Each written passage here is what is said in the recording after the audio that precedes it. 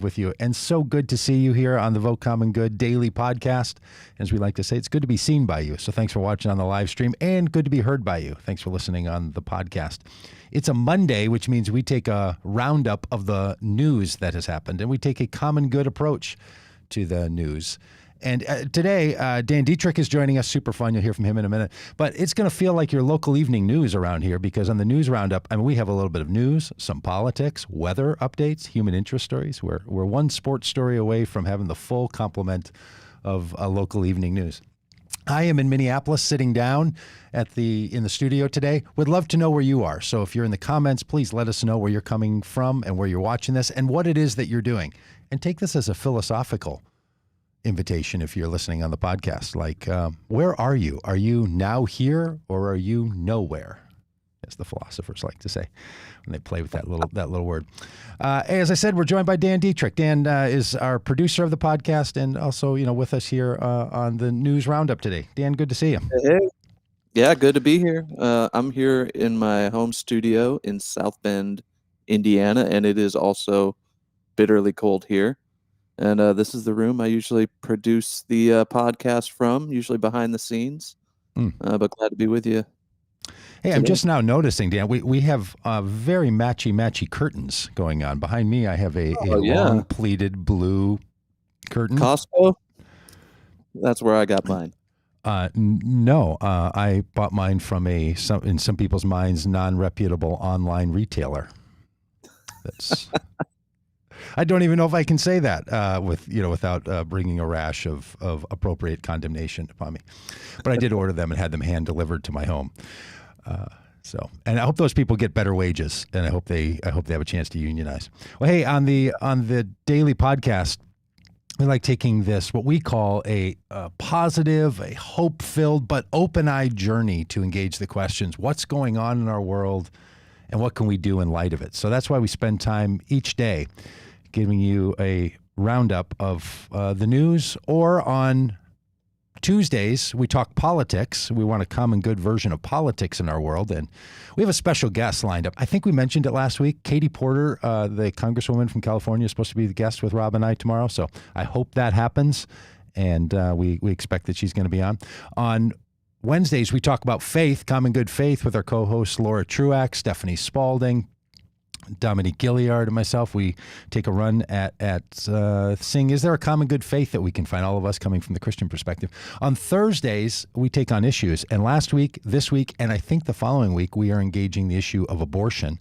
Had a fantastic conversation with Elizabeth and Ashley last week. They're going to be on again this week.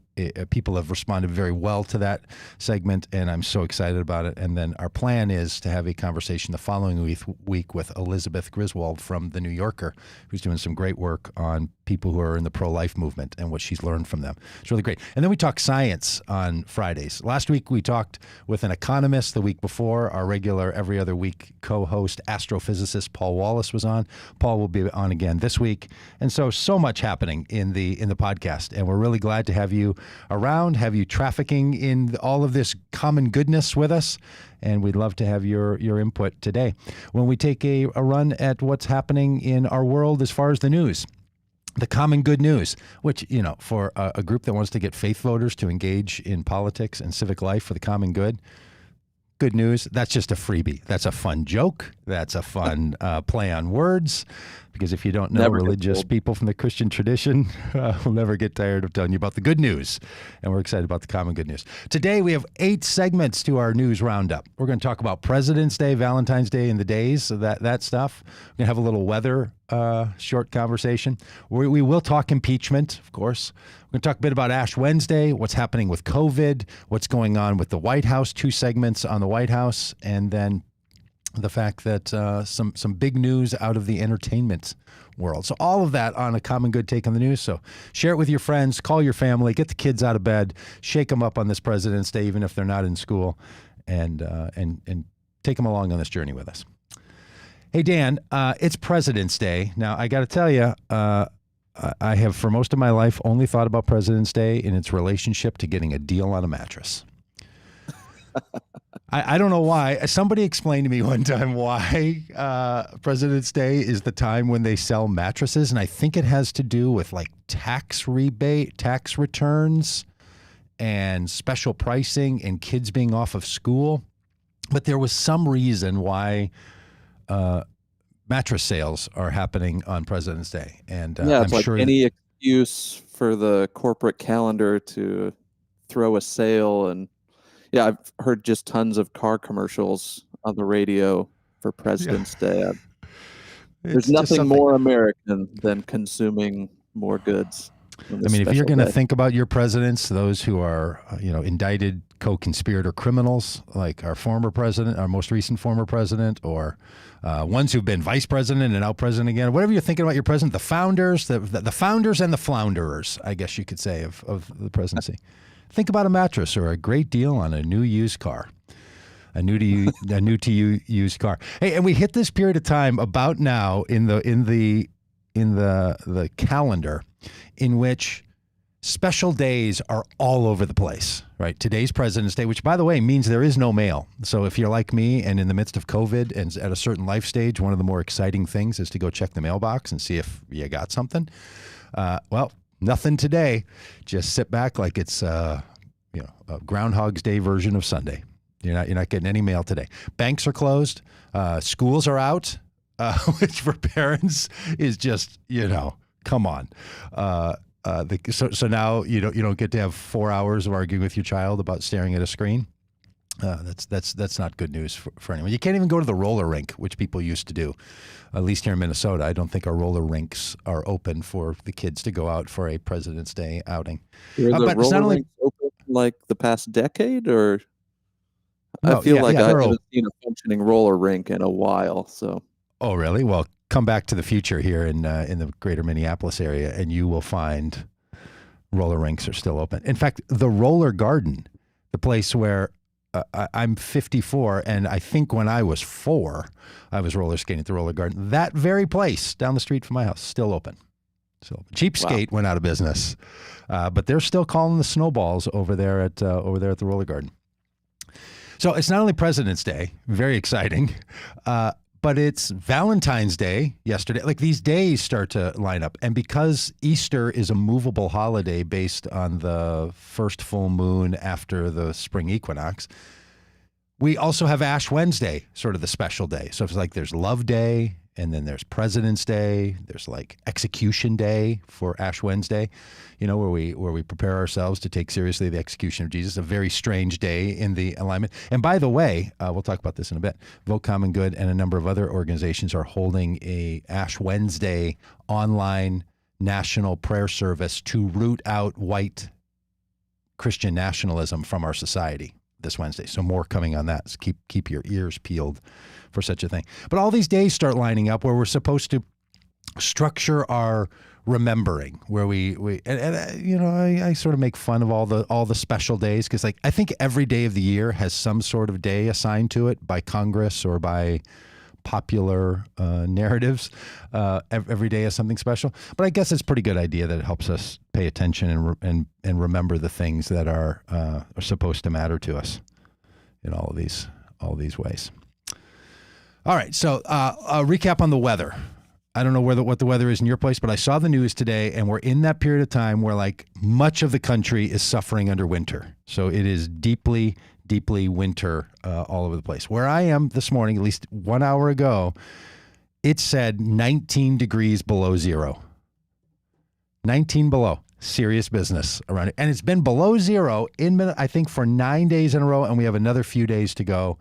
It's going to, I think, total up 14 or 15 days where we have not gotten above, or if we did, much above no degrees. It's been a negative amount of degrees. It's like we're running a bank deficit on warmth and bank deficit on degrees. Dan, how are things where you are in Indiana? What's the winter weathery world bringing to you? It's pretty similar. Yeah, it's been very cold for a very long time. People are buying all the necessities from the grocery stores. And it's like this every year. I feel like people forget what winter feels like, and then there's a panic when it sets in. And I grew up in Michigan, so I kind of like the winter, and Mm-hmm. just put on a warmer coat and drive slower. You'll be all right. Warm it up and slow it down. That's what you do. All right. So we got these President's Day, we got Valentine's Day, we have Ash Wednesday. I mean, every day gets a day. It's like that old joke, that where people say, like, let's do something on every calendar day that ends with the word day. Do you know that joke? Because every day does, Sunday, Monday, Tuesday. Sounds like Don't just do it on Sunday. Do it on every day that ends with a day.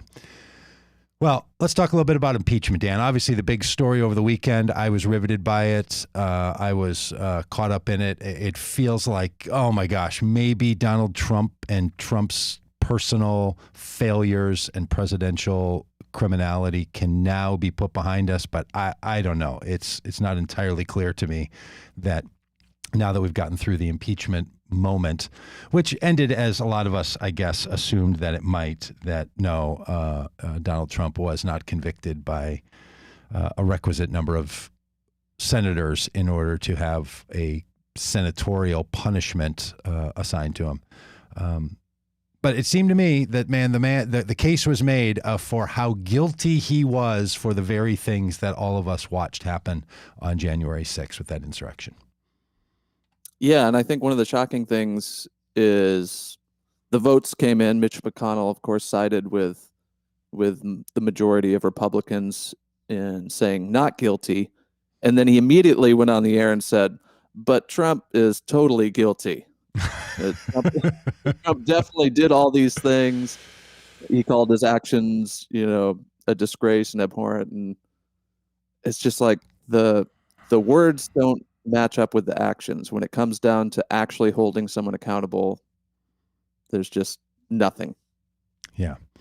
Look here. So here's what Mitch McConnell said. I've spent a lot of time fussing over this, and I don't know. I think it's my way to just sort of be freed from all the madness that is Trumpism.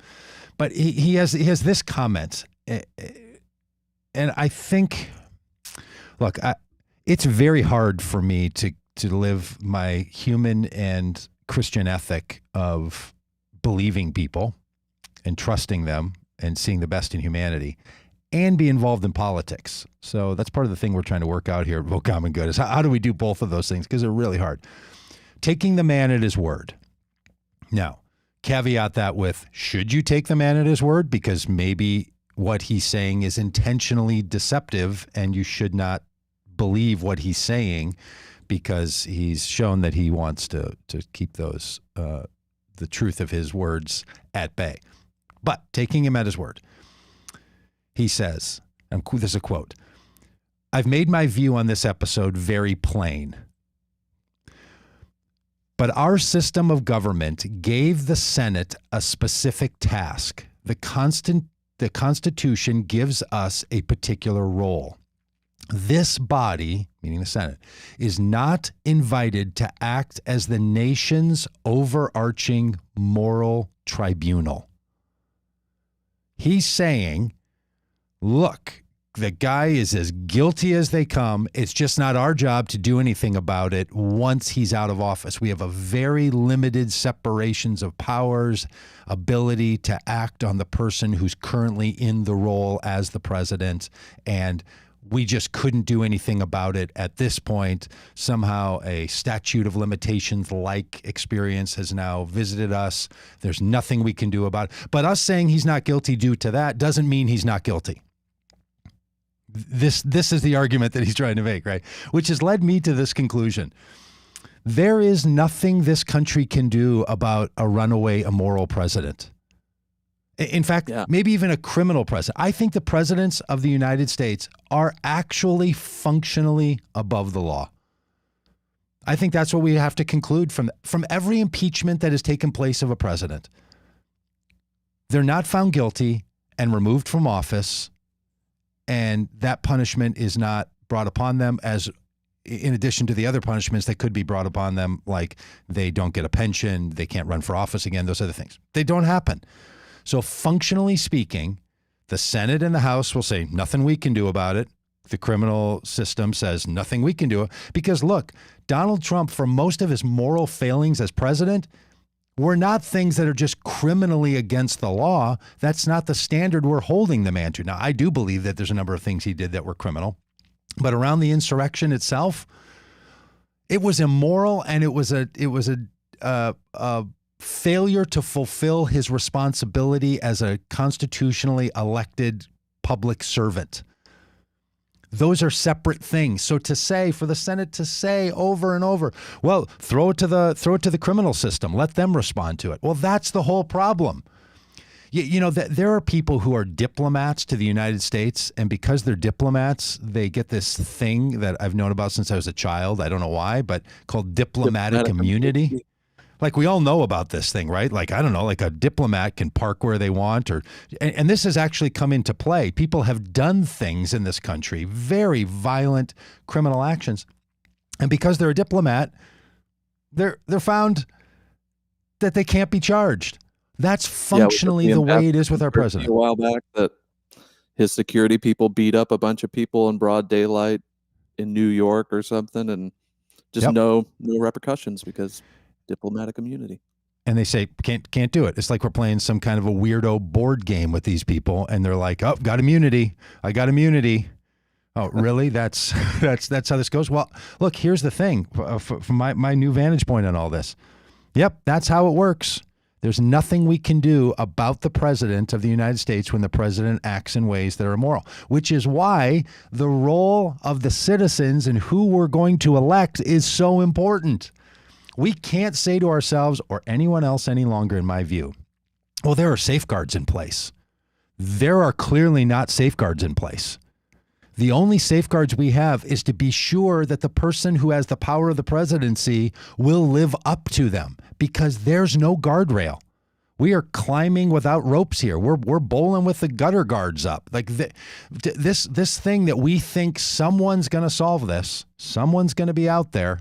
The current political environment in my view, has made it perfectly clear there is no solution for a renegade president. I mean, we've basically been told you can't be charged for stuff you do when you're president because you're the top of the legal system, so can't charge you. And the Senate's not going to punish you or remove you from office. Like Mitch McConnell saying somehow, well, had he still been in office, maybe I would have voted differently. Really? Maybe you would have voted differently? Like, why doesn't he come out and say, had we had this trial on January 19th, I would have voted to convict? But that would have been too hasty. Say that again? That would have been too hasty. Yes, they would have rushed it. Snap impeachment and rushed, but now it's too late. Yeah. So we're flying without a flag. Can I give you a little bit more of what Mitch McConnell said, just because it's so incredible? And in some ways, like, this is what's maddening about this man. He makes this very clear statement, which I think is good for people to hear. He says, January 6th was a disgrace. American citizens attacked their own government. They used terrorism to try a specific piece of democratic business they did not like. Tried to stop a specific piece of democratic business they did not like. Fellow Americans beat and bloodied our own police. They stormed the Senate floor. They tried to hunt down the Speaker of the House. They built a gallows and chanted about murdering the vice president. They did this because they had been fed wild falsehoods by the most powerful man on earth, because he was angry that he'd lost an election. There is no question that President Trump is practically and morally responsible for provoking the events of that day. The people who stormed this building believed they were acting on the wishes and instruction of their president. And their having that belief was a foreseeable consequence of the growing crescendo of false statements, conspiracy theories, and reckless hyperbole, which the defeated president kept shouting into the largest microphone on planet Earth. Mitch McConnell, you should have been saying that every single day, if that's what you believe, as the House Senate, or as the Senate leader, or as the minority leader in the Senate. The fact that you made it this explicit and poignant just minutes after you had to vote to acquit. Now you make this the point? It's really something, right? That here are these Republicans trying to figure out a way to not have moved against the president because they don't want that record, but then coming out and making statements so that people can hear what they want to hear. And it's just another one of these times where you don't know if the politician is being clear or is being deceptive. And this is what makes people lose their minds with politicians. One more quote, and then Dan, I'd love to hear what you think about this. I thought this was important. He says, 74 million Americans did not invade the Capitol. Hundreds of rioters did. And he goes on to say, 74 million Americans did not engineer the campaign of disinformation and rage that provoked it. One person did. That's Mitch McConnell saying singularly Donald Trump. Now, what I think he's trying to do is he's trying to say, not all Republicans. Some people just vote for Republicans because they vote for the R. Nothing they could do. That's what I did. That's what everybody else did. I voted for Donald Trump just because I vote for my party. And like this kind of party loyalty is still hanging on. And the idea that Mitch McConnell supports that you can have party loyalty seemingly without condition. When you have loyalty to a political party without concern for the conditions of that candidate or of that party, you are not in a political party. You're in a political cult, it seems to me. In other words, you just hold to it no matter what. And this is what makes the impeachment moment so important, and why I don't think it was waste. I don't think something was wrongly done. I think it was crucial that all this be called to the national public attention with the loudest megaphone that we have, knowing that megaphone is just a megaphone and it's not actually a system of justice for a former president. Yeah. I think one of the things I worry about is, even though this was on display for the world to see and Mitch McConnell's words are out there for anyone to hear or read, I think there's still such siloed news coverage of this that so many Americans that need to hear that the Republican Party isn't as behind Trump as it used to be won't hear that. They won't hear Mitch McConnell denounce Trump in those words. Wow. Or if they do, he'll be thrown under the bus and be the new Mike Pence, where there's gallows built for him. It's just wild. If you cross a line, you are immediately on the enemy list. And totally, it's just wild. It is wild. And Lindsey Graham is one of those people. I heard him say, I think he said it on Sunday. I saw a recording of it. He said, Mitch McConnell got something off of his chest, but I don't think his views represent most Republicans. In other words, I don't think Trump did it. I don't think Trump's actions were disgraceful. He doesn't concede this notion that it's clear what Donald Trump did and we just couldn't hold him accountable. Lindsey Graham represents that portion of the party that says, no. There was no harm, no foul here. He never did anything. Or as Senator Mike Lee said, I think the president deserves, what does he call it? A mulligan, which is a golf reference for just swing at that one again. We won't count that shot against you. You get a freebie. But these guys, like, they're in another camp. And I actually think, Dan, that there's three groups of Republicans, and I think we're represented in the vote in the Senate. And here's where I think there's a macro version of what happened in the microcosm of the 50 Republican senators. I think that roughly 15% of Republicans are opposed to Donald Trump and willing to oppose him boldly and publicly. Well, that's 7 of the 50 people who are Republican senators voted against Donald Trump. I think that pretty much represents that there's 14, 15, 16% of Republicans that are like, Trump is a problem. He's got to go. I would never vote for him. He's out, right? That never Trump crowd. Then there are roughly what I would call 33, 34, 35% of Republicans who are for Trump no matter what. As Lindsey Graham put it, it's Trump plus for the next election. Like, we want people to double down on who Trump is. We are so for him. MAGA today, MAGA yesterday, and MAGA tomorrow, right? They are all for it. Well, that's roughly, I think 17 of the current senators in the United States Senate. I think they represent that, right? This is Lindsey Graham. This is Ted Cruz. This is Josh Hawley. This is the classic group of people that no matter what, they're for Trump, and they actually believe the things that Donald Trump believed. They come with the same anti-American, anti-racist, anti-democratic attitudes. Whether they're brand name Republican senators, like you know their names, or people you don't, I think that's who they are. Then there is the third group. There's about 50% of them. So the groups aren't split evenly. It's not 33, 33, 33%.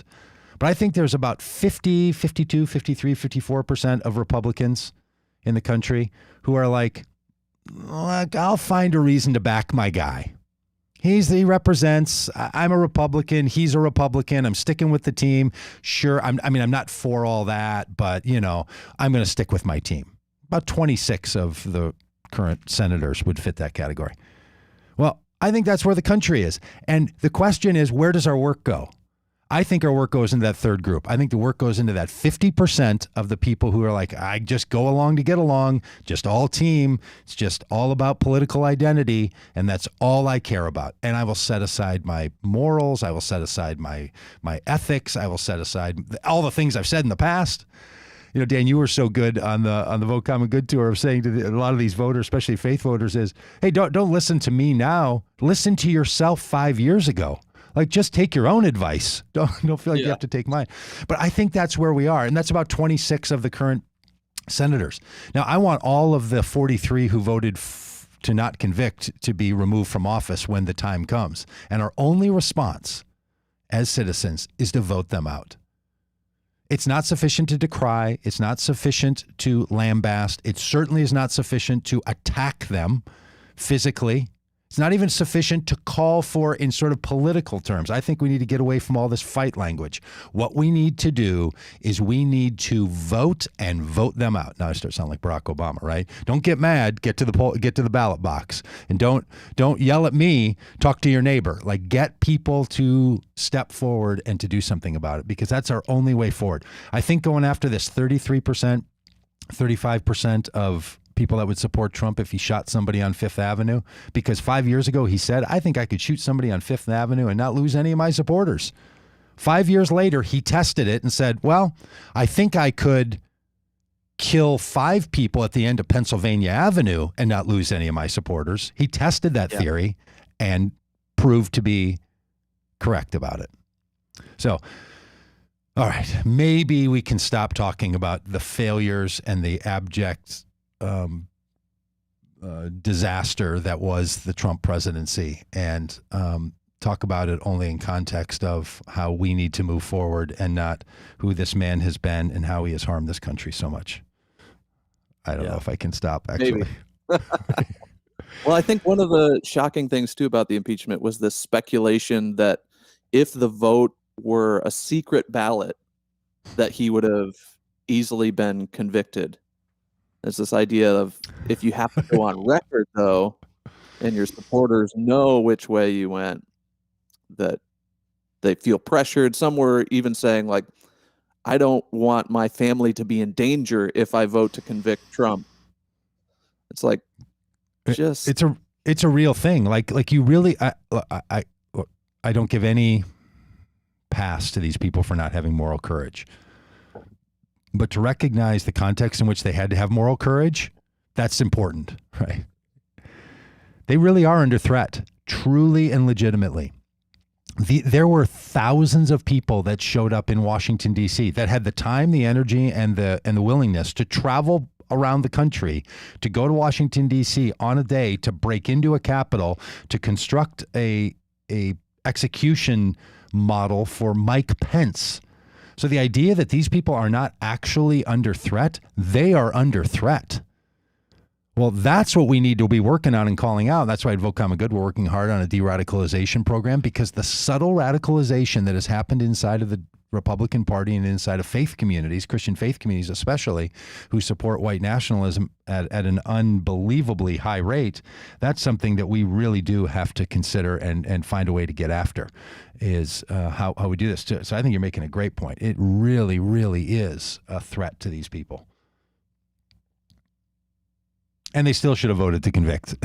Seems to me. Yeah. Now, other than the one or two who are like, I really do think we don't have the right to, but every one of them should have been saying every day, I don't think we can impose this punishment because of some senatorial lack of standing with a former president, and then say all the things that Mitch McConnell said after this was all done. Say that every single day whenever somebody asks you where you are on this. But that's not how Republicans talked. They said, I'm going to wait to decide, or I don't think he did it. This is a sham. This is ridiculous. And that's the 17%, or the 17 senators represent that 33% of for Trump no matter what. And it's Trump's party. And I'm actually part of the Trump America. And that's what I want. And this is a serious, serious battle. And the fact that these people are afraid they're going to be killed by their own, or harmed, or otherwise attacked by their own party and by their own citizens in this country, that shows that we are living in some kind of a lukewarm civil war in this country that really has to be addressed. Yeah, they've created a monster that is now at their doorstep, even as much as any other Democrat's doorstep. Hey, one more little note on this. Apparently, Trump's lawyer, the Michael Vanderveen, had his house graffitied, his driveway, with the word traitor, where he lives outside of Philadelphia, Pennsylvania. So people went to his house. People who wanted Donald Trump to be convicted, I'm assuming, because they called him a traitor. So Trump's lawyer, they called a traitor, the one defending Trump. That starts to cross a line too, right? You show up at somebody's house. You say you're a traitor, which is words that are only kind of used either in metaphor or in there's a crime, the punishment for the crime of being a traitor, which is an execution. So you start using that kind of language, and we all need to condemn that as well. Look, you don't critique lawyers for defending someone. What we get in this country is defense, even if we're guilty. This is one of the foundational parts of being in the American legal system or in the American political system, where you're being charged with something. You get to have representation, and we don't condemn our lawyers for defending people, even people who are guilty or that we believe are guilty. So of course, extremism exists on all the sides, and of course, threats of violence and threats of consequence come down on everyone. Absolutely. And this all needs to be, we need to move away from that kind of language. And any of us who use it, any of us, and we partner with a lot of organizations that vote common good, and some of organizations and friends and partners we have, they really like language of mobilizing an army or getting we're going to fight for this issue. And they don't mean real violence. They're using it metaphorically. I just believe that metaphor has ceased to be useful. We should stop using violence metaphors and then tell ourselves, well, we don't actually mean that. We're just using it as hyperbole. It's not helpful to use overstatement, hyperbole, and metaphors of violence in our conversations with one another. We need to find another way. If you live by the proverbial sword, you will die by that proverbial sword, meaning it doesn't bring life. It only brings death, is what Jesus would teach, I'd say. Yeah. I remember on the tour, some journalists asked you and I, Doug, they quoted some Christian pastors saying this is a battle between good and evil, and asked if we would use the same language. And I think when it's a battle between good and evil, any means justify the ends. You can lump a whole group of people as the enemy of the good, and all of a sudden these violent words that to most are just metaphors become justifiable actions as well. And so, just like you were saying, these words have weight, and what people have used in the past as metaphor, people are now using in very real ways. And everyone needs to just cool down this rhetoric, and this idea of good versus evil is just too lofty and out of touch with we're all humans, and we need to not view each other as mortal enemies of the good. Amen, my friend. Amen. And to that point, Ash Wednesday is this Wednesday.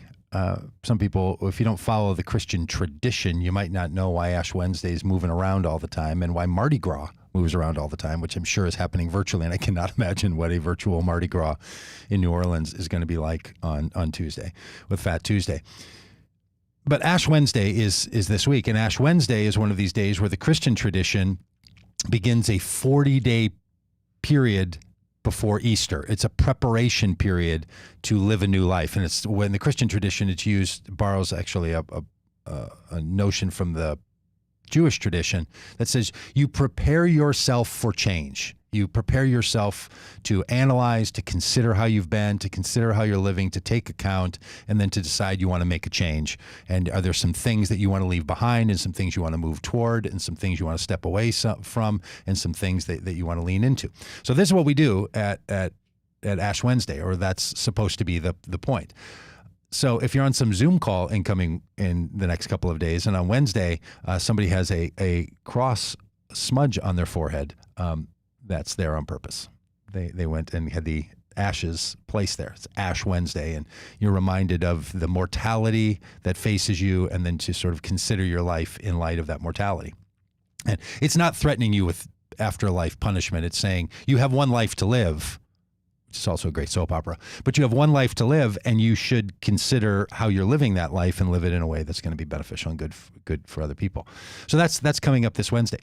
And that's one of the days, because we know that what that storyline leads to is the crucifixion of Jesus, right? A political execution done in public as a public lynching of the first century to try to use power of violence in a religious governmental fashion to try to bring about the outcome that people want. And the reason the Christian tradition says that we look at Jesus' crucifixion as the last, as the final, is because it's supposed to put an end to all of this. That all this death bringing and crucifying, it's going to kill even the very Son of God, and we have to bring an end to it. So let's set aside the violence that is rooted in our cultures and our societies and lean into something else. So that's what Ash Wednesday is up to and is trying to get to. And if you're thinking to yourself, oh, well, there's then 40 days between Ash Wednesday and Easter, you actually have another week. There's 47 days between Ash Wednesday and Easter, even though it's a 40-day journey that Ash Wednesday launches into. Did you know this? I'm sure you did. It's probably one of those things. Because in the church cycle from Ash Wednesday to Easter Sunday, you don't count the Sundays as a day, because in Lent, these are the rules inside the practice of Lent. It's 40 days in which you don't say the Alleluia, but you do get to say them on Sundays. So Sundays is like a little day off. So it's actually 47 days. And just, if we could make religion and the calendars any more complicated, I'm sure we would, but this seems to suffice for now, that it's a long period of time before we find ourselves getting into Easter, the Easter season. So I bring all of that up, partly just as a little, like news info about Ash Wednesday, but also that Vote Common Good and lots of other groups are joining together in a national prayer service to call out and call us away from white Christian nationalism in our country. So this Wednesday at 3 p.m. Eastern time, Vote Common Good and lots of other groups are going to host a 1-hour Reject White Nationalism Ash Wednesday prayer event, and we'd love for you to be part of it. Get on our email list. Go over to votecommongood.com right now. While you're over there, of course, you can go over on the podcast and sign up for the podcast and join us as we talk about how white Christian nationalism has invaded our culture, our society, and our churches hundreds of years ago and remains poignant today, and we need to do something about it. So join us this coming Wednesday when that all goes on. So that's the Ash Wednesday portion. Dan, anything to say about Ash Wednesday or about the white Christian nationalism rejection event that we're going to be doing on Ash Wednesday? Yeah, I'm excited about it. I grew up in the evangelical church and never paid much attention to Lent or Ash Wednesday. And I think the real gift of this day and this season is an opportunity for collective introspection and collective confession, which I think is lacking in a lot of evangelical churches. It's just praise and joy year round.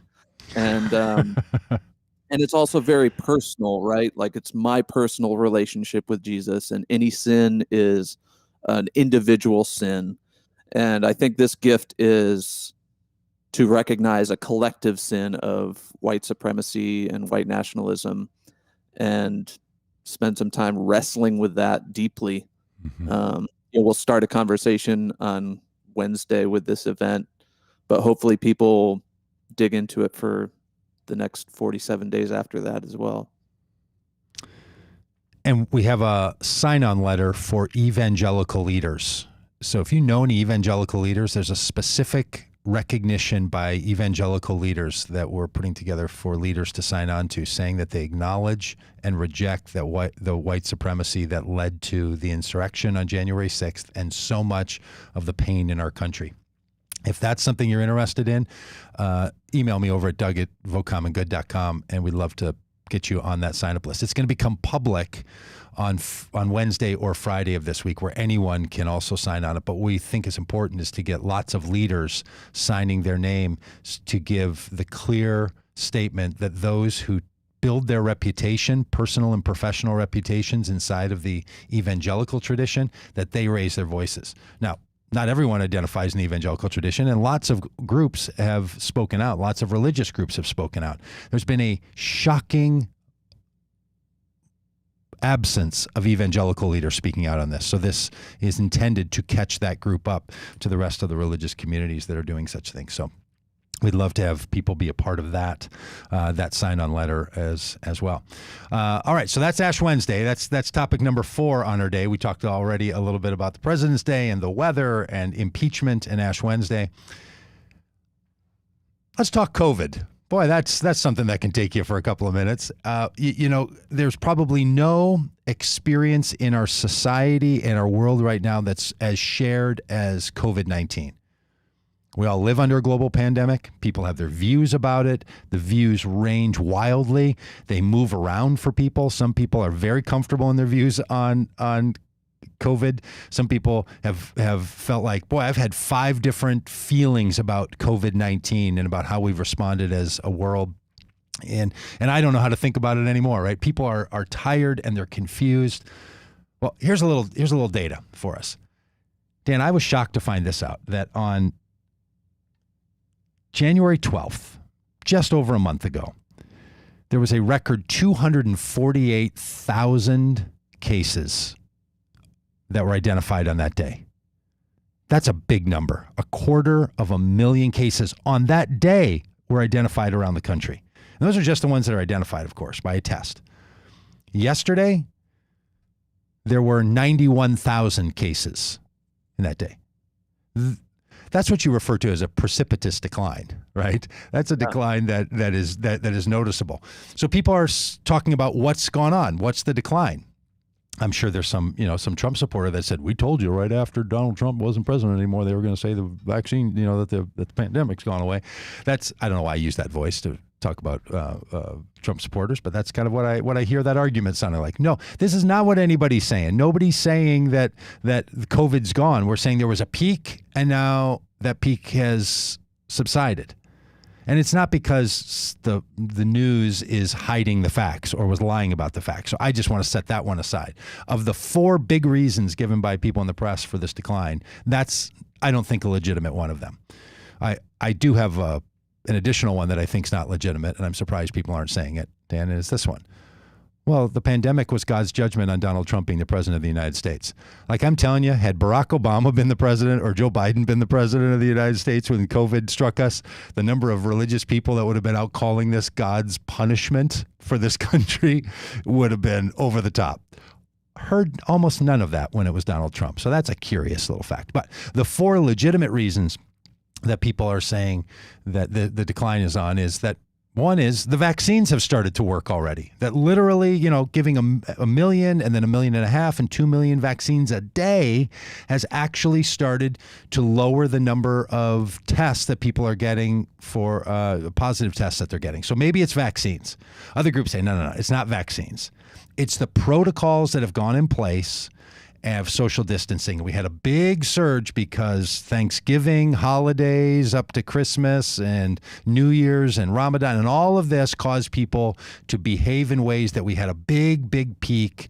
And now social distancing and protocols and mask wearing and 100 days of mask wearing that Joe Biden has asked the country to engage in, all of that has worked. They say that's what it is. So keep it up and don't stop. The third reason people say there's a decline is what epidemiologists call the seasonality of it. Like, no, literally, like in the winter, there's less transmission for all kinds of, maybe it's all this cold, maybe it's people just staying away from each other, but there's something seasonally that goes on. And they've been marking these seasons. We've had three peaks, in the last almost year of this pandemic. So they're saying it's a seasonality thing. And then there's a fourth that's really concerning to people who study this. And they're concerned that it might be this one, that since the vaccine is out, people aren't being tested as highly.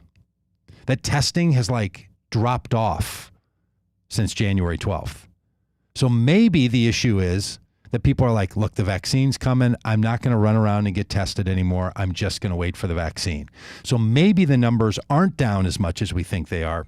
And that has all kinds of implication for people who are putting public mitigation practices into place, whether that's schools or governors or mayors who are trying to figure out about how you should live.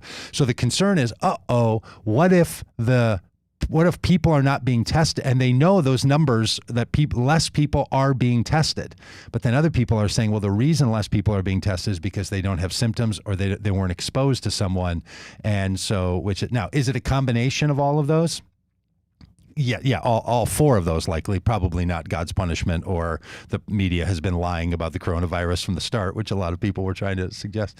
But those other four might be coming into play. But here's the thing about a pandemic. We don't really know.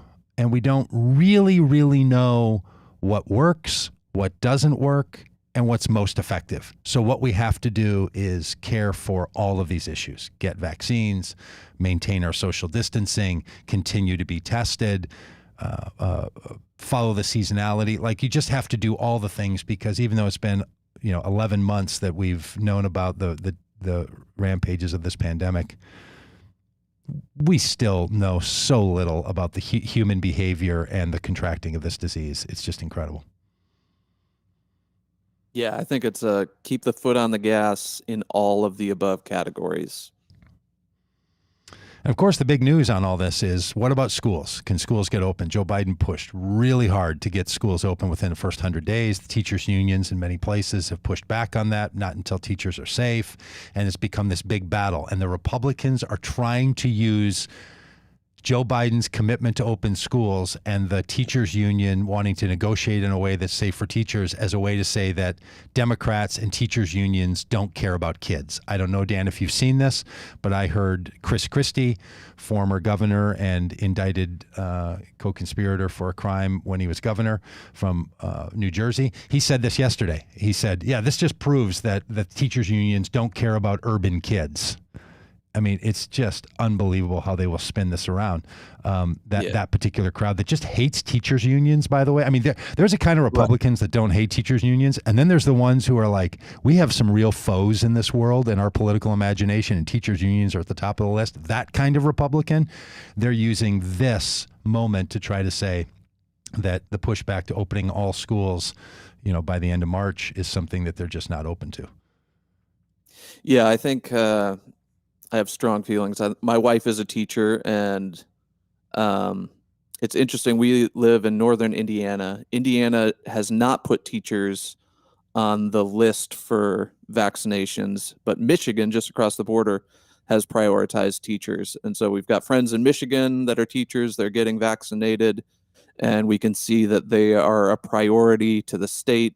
And then here in Indiana, the governor has said, no, teachers have to wait, but you have to go back to teaching in person with a room full of 30 kids that changes every hour. And so I think there is, it's like this state by state thing. There's no central leadership, and the central leadership is just like open schools, get kids back in the classroom because that's good for their well-being. And I totally agree. I think my kids do better when they're in the classroom. But if that's the priority, then let's get teachers vaccinated. Like, what's Yeah. the holdup? What is it with that? Do you know? Like literally, what is the holdup with saying put teachers, because there's not that many teachers, move them up to the top of the list in every state so that they're vaccinated by the time schools open? That seems so reasonable to me. Is it just that we still fear that the supply of vaccine is still so low? Do you know? Like, are you hearing anything as a teacher, family, community member? I haven't heard much about vaccine supply. It's just this argument that schools can reopen safely just by following social distancing and masking, which anyone who's been inside a classroom in recent years knows is just an impossibility. Like, Yeah. especially in middle school and high school where kids are switching classes every hour or so. So teachers are being exposed to not just the 30 kids in their classroom, but 100 odd kids throughout the day, all mixing it up and crammed in small rooms that don't have enough room for 3 feet of distance between students, let alone 6 feet of distance. Mm-hmm. So I haven't heard a lot of satisfactory arguments for not vaccinating teachers. Yeah, I don't get it. Well, Tricia says on the Facebook feed, and sorry all if we haven't followed up on all your comments, but Tricia said they've placed teachers on the essential workers list, and it makes no sense that they wouldn't be at the top of the list. I think I tend to agree with that. I'll just say that I looked on getyourvaccinenow.com or getonthevaccinelist.com, this kind of government supported list that that tells you when you can get your vaccine. And in the state of Minnesota, an essential worker was not included as a teacher. That wasn't one of the categories that I saw when I was on that list for who gets to be sign up to find out when you can get your vaccine. So I think Dan's point might be happening in reality, that we don't know state by state where the options are, or where a teacher lies on the options for getting a vaccine. It's still a state by state side, which I just guess, and maybe the Biden administration has done this and just haven't heard about it. Change that. Like, say teachers get to be on the list, and move that thing forward, and make a big push that way, and prioritize it. This is those moments that feel confusing to me about what a presidential administration can do, and this seems like it's one of them. And maybe there's some big pushback from some of the other groups that say, no, we want other groups to be at the top of that list. But this is why we should have never been in a situation, right, where this was so bad in the first place, and so we're having to catch up. So let's try to get this thing wrapped up as fast as possible. Yeah. All right, and topic number 6, you ready? Go ahead. Last thought, just my frustration with the Biden administration and the CDC issuing kind of mixed messages about this. And so the CDC came out and said, yes, you can open schools safely without vaccinating teachers. But not a clear, there's been some, mixed signals around that even. And it'd just be nice, with a teacher in the White House, Dr. Jill Biden in the White House, I would love to hear more advocacy for teachers all across the board. So I'm with you. Teacher, give me the news. All right, number 6, back to the White House for a minute. Did you see this story that a White House spokesman had to resign because of the way that he responded to a reporter about a story the reporter was working on about this spokesman for the White House? His name is TJ Ducklo. He's in having a relationship with another reporter, and they wanted to do a story about him as a spokesperson. In other words, interfacing with the press, having a relationship, a romantic relationship with a person that's a reporter. And this person responded to the reporter wanting to write a story about this by threatening her, saying, I'm going to ruin your life and things are going to be horrible. And that news got out that he, in a phone call, said, I'm going to make sure bad things happen to you if you write this story, and somehow using power. The and using White a lot House, of awful sexist language too. Yes. Yeah. In addition, speaking in ways that are not unprofessional.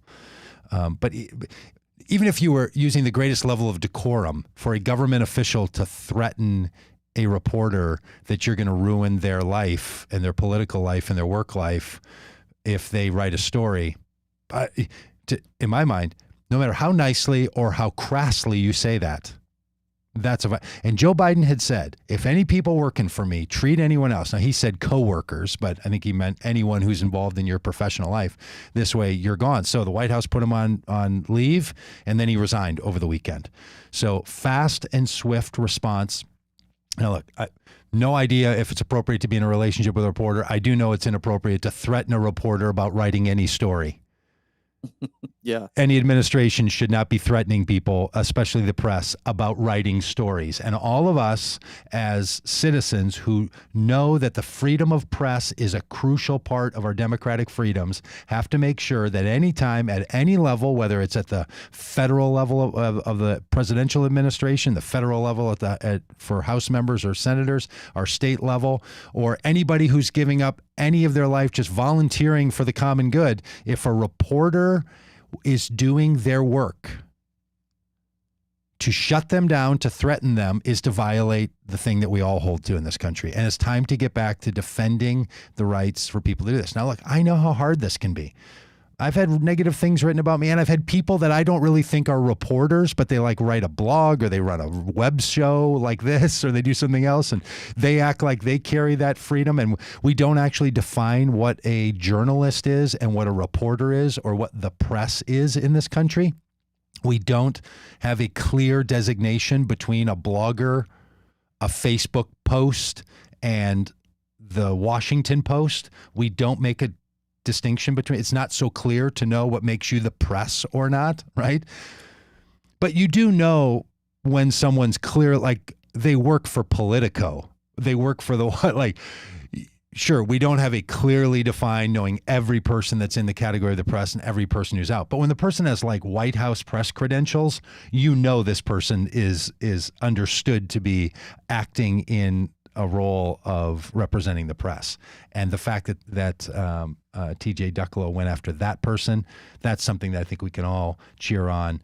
And whatever mistake he made, may he rectify it, and hopefully his life isn't wrecked by it, and that he can move on somehow to something of some kind of decent service for other people in this country. But I thought that was really good news. I was so disheartened by hearing the story when it first came out, and I was heartened to hear that the White House remedied the situation and kept their own house clean on this one. And they're only 3 weeks into the administration, so it's not like this isn't going to happen again. Oh, it's going to happen again. People make mistakes like this, and people with bad intentions work for every administration or in every political party. None are pure, and none are purely evil. I am a little surprised that they let him resign rather than firing him outright. Is there any like legal reasons why you do that, or what like why you put him on? Yeah, why they put him on like suspended him? Yeah, I don't know. And I haven't seen the details on this. Maybe they would say he's suspended and we're going to investigate this hard right now, and then before they could, he resigned. I don't know. I mean, there's somehow there's like there do need to be employment due process. Yeah, like we have to investigate before we can whatever. But I think you're right. It would have been so I don't know if they were managing it and didn't manage it well, or if there was something else going on. I don't know. But I'm glad it was public, and I'm glad it came out with a public response, and that he settled it. And could it have been better? I'm sure. Yeah. Hey, one more note from the White House. They announced the relaunch, you could almost say, of what's referred to as the Faith-Based and Neighborhood Partnerships Office in the White House. This is something that Obama had started back in 2008. The official statement that I received yesterday said the office's principal function will be to promote partnerships with religious and secular organizations to better serve people in need.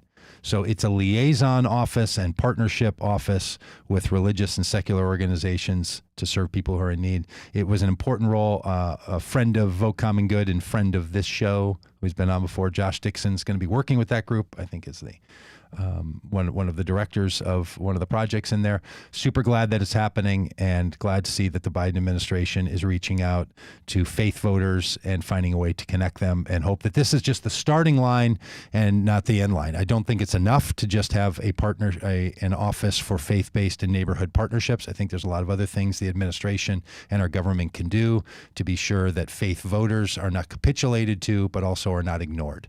And it's something that I hope they take on. And I want to congratulate him for launching this, and Josh for his role in it, and think it could be a really important part of the future. All right, we're running out of time here, but last point, we did promise people a little entertainment news. This was shocking news to me, that starting this summer, the Kardashians won't be on TV anymore. Even more shocking, for 14 years, the Kardashians have been on TV. For 14 years, the E! Network, I didn't realize that, yeah, has been following the Kardashians around with the stories of their lives, and they're not going to be on anymore. I've never watched it. I don't hold anything against Kim Kardashian or any of her family. I only know her.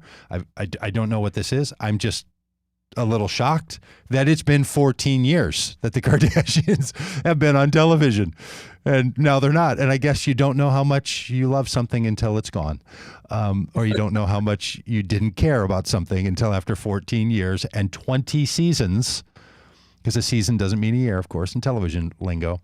They're not going to be on anymore. So, wow. What a news roundup, Dan. Boy, so much happening, so much going on. Thanks all for being a part of this. Hey, if you've already subscribed to the podcast, that's not what I want. If you already subscribed to the podcast over at votecommongood.com, thank you. And if you haven't yet, go ahead and do it. Stop your phone now if you're listening on your phone or your computer, and go over to votecommongood.com, click there, or anywhere you get podcasts. Here's the thing. I know everybody says this, but really, pretty much anywhere. I think even on the iHeartRadio network. I think you could even say to your smart speaker, play. Have you tried this, Dan? Have you tried saying to your smart speaker, play Vote Common Good on iHeartRadio or any of these places? I haven't, but I'm going to go inside and do it. Let's all do it. Let's everybody do it at the same time. Maybe it'll cause us to trend. Just yell out loud right where you are right now. Hey, Alexa, play Vote Common Good podcast on iHeartRadio. Oh, no. I forgot I have an Alexa sitting behind me, and she just chimed in. I don't know if you heard that, but there she was. And if you're only listening on the podcast, thank you so much for listening on the podcast. We also run the live stream. And if you're on the live stream, tag a friend in this. All of you are making great comments. Thank you for your participation and for commenting. Alexa, stop. I really have to turn Alexa off. She, once she gets started on this thing, and I apologize for applying the gender to her, but I do see her as a female voice. She just will, she wants to make sure she heard me right. She just now addressed me by my first name. Said, "Hey, Doug, I'm sorry. I don't know what you want me to do." And then I had to say stop, which the command you have to give to Alexa, she's going to listen. The command you have to give to her is something you would, it's a little abrupt. I need to know, maybe somebody in the comments or could email me, Doug at votecommongood.com or podcast at votecommongood.com. If you want to go to any of our podcast hosts, how do you speak kindly to your machine? Not because the machine's feelings will be hurt, but it's just not good practice for us to say things that we wouldn't normally say to one another. What neuro psychologists tell us is the behaviors that we engage in regularly start to normalize. So this is why, the idea of getting something off your chest and just being angry or yelling or something is not getting it off your chest. It's confirming it in your neural patterns. So we really should not do things that we don't want to do for whatever reason, like aggressive, violent, or rude action. So I'm reading a lot into how I talk to my Alexa, but I'm spending a lot of time talking to this device. And if you want to talk to your device, ask her to play. Talking to Alexa always. When the robots take over, I'm pretty sure they're going to remember who was polite and who wasn't. So. Do you think robots would give you more preferential treatment because you were polite, or are they like, hey, we like your attitude. You're one of the straight talking mean ones. Are they? I feel like they're going to come around and be like, yeah, you polite ones, you're the first ones we take out because you were easy to push down. Like that. Like there was a joke on Saturday Night Live in one of the news things back from the 70s, which was, and I can't remember who said this, but he said, it's written that the meek shall inherit the earth. And that's okay because we'll just push them down and take it back if we want it, which I thought was kind of a funny line. Maybe that's the way the robots are, right? All of you polite ones, you're going to be the ones that go first. Hey, thanks for spending an hour and 7 minutes with us. We really appreciate it. And if you're already part of this Vote Common Good world, we got an email coming for you today that's asking you to be in for 10. It's a campaign we have going asking you to make a $10 contribution every month for the rest of this year, so we are prepared for 2022. And we'd love for you to make a $10 contribution to what we're up to here in our In for 10 campaign. If you're not yet with us on Vote Common Good and you're just watching on these places, wherever you see this, you're likely to see that invitation. But go over to votecommongood.com, get on our email list. We have special gifts and surprises for you all the time over there, so please get yourself signed up because we'd love to stay in touch with you that way. Dan, anything else of the common good for the good of the people? Nope. See you next time. All right, friends. We will see you next time.